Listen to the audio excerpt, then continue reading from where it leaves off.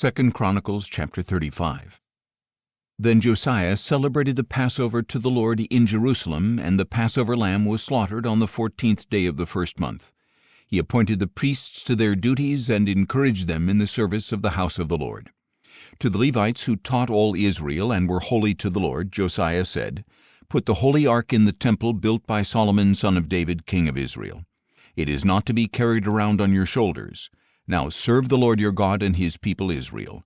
Prepare yourselves by families in your divisions, according to the instructions written by David king of Israel and Solomon his son.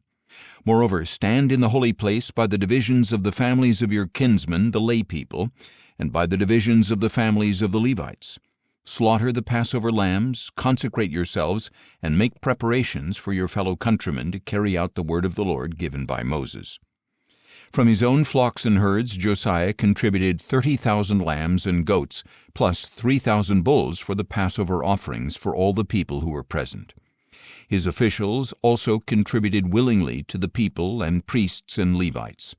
Hilkiah, Zechariah, and Jehiel, the administrators of the house of God, gave the priests 2,600 Passover offerings and 300 bulls.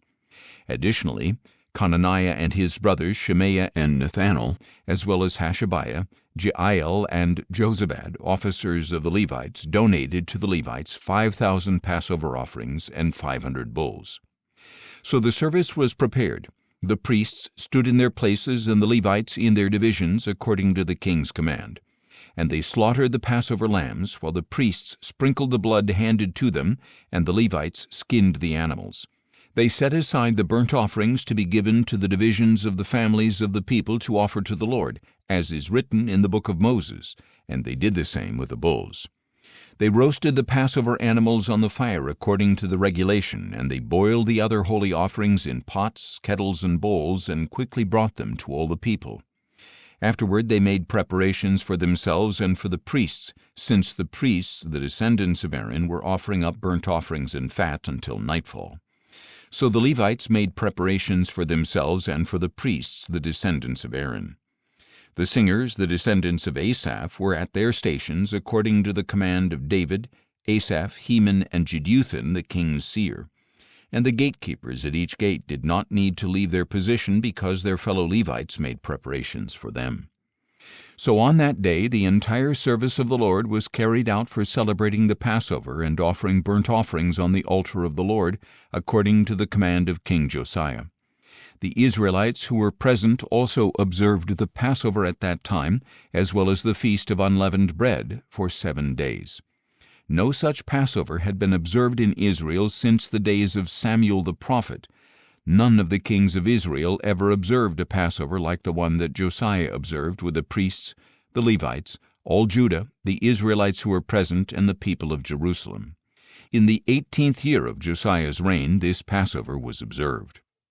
After all this, when Josiah had set the temple in order, Necho, king of Egypt, marched up to fight at Carchemish by the Euphrates, and Josiah went out to confront him.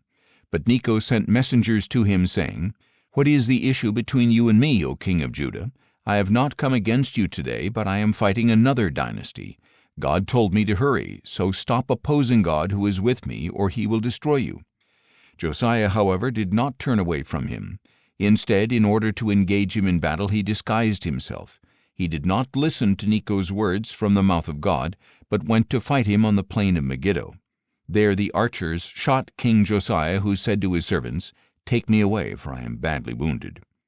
So his servants took him out of his chariot, put him in his second chariot, and brought him to Jerusalem, where he died. And Josiah was buried in the tomb of his fathers, and all Judah and Jerusalem mourned for him. Then Jeremiah lamented over Josiah, and to this day all the choirs of men and women sing laments over Josiah. They established them as a statute for Israel, and indeed they are written in the book of laments. As for the rest of the acts of Josiah, along with his deeds of loving devotion according to what is written in the law of the Lord, his acts from beginning to end, they are indeed written in the book of the kings of Israel and Judah.